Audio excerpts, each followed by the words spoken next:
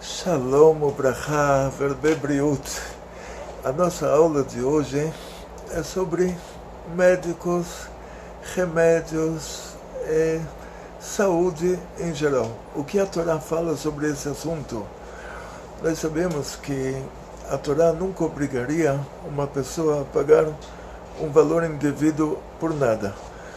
E tem uma alahá, tem no Humash, na profecia de Moshe Rabbeinu, na Torá, tem um assunto muito interessante. Deus me livre, mas vamos dizer assim, é interessante, mas Deus me livre. Duas pessoas brigam, Deus me livre que nunca aconteça, mas caso Deus me livre acontecesse de duas pessoas terem brigado, uma pessoa bateu na outra, a Torá obriga ele a pagar a vergonha que o outro passou, os dias de trabalho que o outro perdeu e o médico.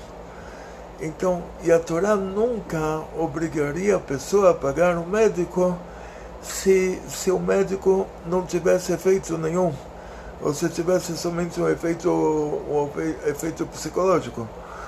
Então, daqui aprende nossos sábios que a Torá deu permissão para o médico para curar. Então, nós sabemos que a coisa mais profunda tem um anjo responsável pela cura, que é o anjo Rafael, e esse anjo tem uma história racídica que ele acompanha o maior dos médicos e abaixo dele estão anjos da mesma categoria que acompanham os menores médicos. De qualquer maneira, pela Torá, se a pessoa tem um problema de saúde, ele é obrigado a procurar um médico, a comprar o remédio, o marido é obrigado a pagar o médico para a esposa, a comprar os remédios que ela precisa, o pai é obrigado, se a criança precisa de um médico, a pagar o médico, a comprar os remédios. Hoje, no mundo inteiro, já tem um seguro de saúde, é um jeito de pagar o médico assim de uma maneira mais, pagar o médico, o hospital de uma maneira mais light, assim, mais agradável. E eu poderia dizer assim que a gente só não obriga todo judeu a fazer um seguro de saúde, porque uma pessoa pode falar: eu tenho tanto dinheiro que eu quero pagar tudo à vista. Então, por causa disso, não tem como obrigar a pessoa a fazer um seguro de saúde. Se ele quer, cada vez que tiver um problema, ele quer pagar o hospital, ele tem tanto dinheiro assim, ele não tem o que fazer com o dinheiro, ele quer gastar só em coisas desse gênero, então, direito dele. Então a gente não pode obrigar ninguém a fazer o seguro de saúde, mas recomendar, a gente recomenda. Eu fiz para minha esposa, para minha filha. O que acontece na prática é que a Torá diz que tem que ir para o médico na hora que precisa, tem que tomar o remédio que o médico receitar. Se o médico recomendou uma dieta, tem que fazer de acordo com aquela dieta. Só que, de vez em quando, o médico próprio, ele como ser humano que ele é, ele pode fazer um erro. Então, o Rebbe recomenda sempre: vai para 3 médicos, sem falar para o segundo que você foi para o primeiro, sem falar para o terceiro que você foi para os primeiros 2, e você vê o que eles te recomendam, você próprio faz uma comparação para ver o que provavelmente 2 vão falar a mesma coisa e um terceiro vai falar diferente, o primeiro vai falar diferente, os 2 outros vão falar. Não importa, você faz um cálculo, você pega uma média. De vez em quando um médico ele desperta um assunto que os outros não tinham visto, está tudo dentro dessa categoria. Você é obrigado, se tem qualquer problema de saúde, a gente é obrigado a ir ao médico. Nós temos o direito como seres humanos de falar para o médico: olha, eu tenho a minha religião, e minha religião me permite certas coisas, me proíbe outras coisas. Então, o que o senhor puder fazer dentro desse critério, para mim é melhor. Se o mesmo remédio pode ser feito de uma coisa kasher, de uma coisa não kasher, mas ele é o mesmo, dá o mesmo efeito, então, de preferência, a gente pede para o médico fazer de uma coisa kasher.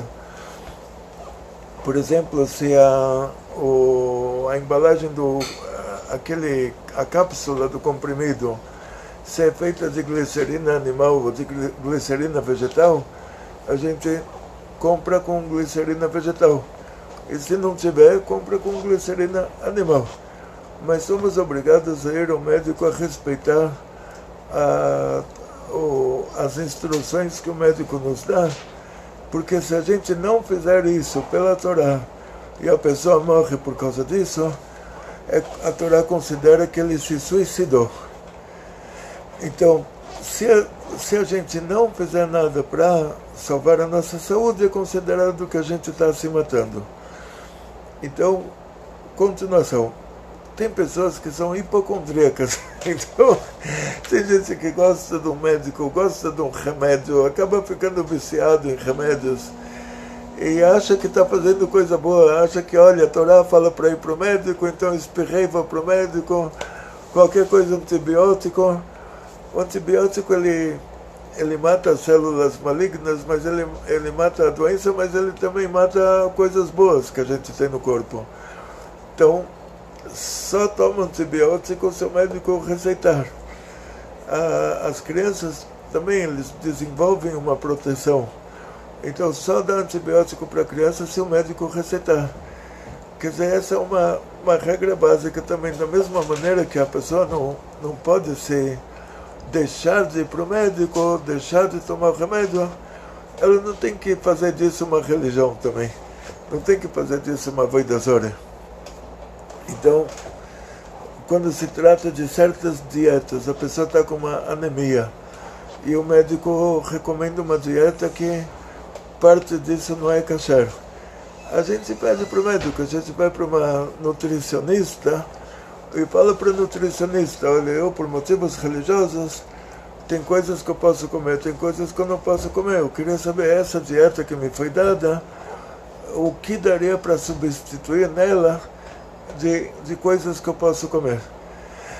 Porque tem um assunto importante na Torá, que tem uma comida que é chamada de mutar, e uma comida que é chamada de asur. Plural disso é asurot, machalot asurot, comidas proibidas. A gente traduz como proibida, mas a tradução verdadeira é amarrada. Asur é amarrado, mutar é desamarrado. Porque a Torá usa essa linguagem amarrado e desamarrado em relação a comidas permitidas, que elas são consideradas, são chamadas de desamarradas, mutar, e as comidas proibidas, que é asur, são chamadas de amarradas. Isso tem um significado profundo. Quando uma comida proibida, tudo que tem no mundo tem alma. A comida proibida quer dizer que ela tem uma alma que está amarrada na sitra achra, está amarrada no lado ruim. E quando o perigo de vida justifica a gente comer essa comida proibida, a gente desamarra ela. Quer dizer, se um médico de verdade era um médico sério, que você fala para ele, doutor, vai sair no jornal que o senhor me recomendou isso. E ele não vai ficar com vergonha, não vai falar, não conta para ninguém. Ele vai ter orgulho, ele vai falar, claro, todo mundo vai falar que eu sou um grande médico, estou recomendando só a coisa certa. Então, o médico recomendou para anemia que a pessoa coma uma coisa que não é kasher. E o médico está consciente, você falou para essa pessoa, eu sou um judeu, não posso comer essa coisa que não é kasher. O médico falou, não tem substituição para isso, você precisa, portanto, por uma época de hoje até não sei que dia, precisa comer uma coisa que não é kasher. Se esse médico é um médico de verdade, né, não é um schlepper, aí a Torá desamarra, por causa que esse caso é chamado um perigo de vida, que se a pessoa não come aquilo, ele está em risco de vida, o risco de vida desamarra a alma que está numa comida que está amarrada, ou seja, está numa comida não kasher. O risco de vida tem essa capacidade de desamarrar isso. Quer dizer, a pessoa come uma coisa que não é kasher e eleva essa coisa que não é kasher. Agora, se o médico é um schlepper, ele fala, olha, é melhor isso, é melhor aquilo, e ele está só recomendando por recomendar, quer dizer, ele não está sendo um profissional de levar em conta a religião da pessoa que está perguntando, está se consultando com ele, e realmente a pessoa não precisava daquela comida que não é kasher, por causa que aquilo não fez diferença em relação ao perigo de vida dele, aí ele não tem a capacidade de desamarrar essa alma que está nessa comida. Então aquilo está amarrado lá embaixo, ele comeu, ele fica amarrado lá embaixo também. Sempre que você está em dúvida, come. Não vai morrer por causa da dúvida. Então, qualquer dúvida em relação ao perigo de vida justifica fazer a coisa errada, porque é dúvida de perigo de vida. Quer dizer, dúvida de perigo de vida também é perigo de vida. Mas sempre tenta... eu tive um caso assim, estava com a minha esposa no hospital, e eles falaram que ela tem que tomar uma sopa, mas só pode ser sopa do hospital, porque eles não deixam entrar sopa de fora do hospital. Mas aqui se tratava de uma sopa. Então eu falei que, olha, nós somos judeus religiosos, no Brasil tem liberdade religiosa, mesmo se um judeu não é religioso, mas pelo fato de ele ter uma religião judaica, então existe uma lei de liberdade religiosa que qualquer instituição é obrigada a respeitar. Então eu falei, olha, eu vou trazer a sopa de casa. E eles não deixaram. Aí liguei para o rabino aqui na cidade. Não sei se pode falar nome, não pode, se ele quer se expor, não quer. É assim, se você não tem alguém para se consultar, então você liga para outro país. Então, nesse caso, tinha um aqui em São Paulo que eu podia ligar para ele e perguntar.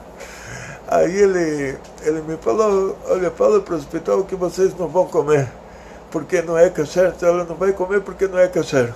Fala que o rabino mandou falar que por motivos religiosos ela não vai comer. Na hora que eu falei isso, aí eles abriram uma exceção e deixaram trazer a sopa de casa, contanto que tivesse lá uns certos critérios. A gente fez de acordo com os critérios deles e tinha que estar congelado, e depois eles liberaram só de um lugar que tinha um CIF, não sei, não entendo muito, mas aí aqui em São Paulo tem um restaurante kasher, então a gente trouxe de lá, eles tinham aquele atestado. Tem cidades que não tem restaurante kasher, mas essa foi a ideia que aquele rabino me deu, e eu fiz assim, deu certo.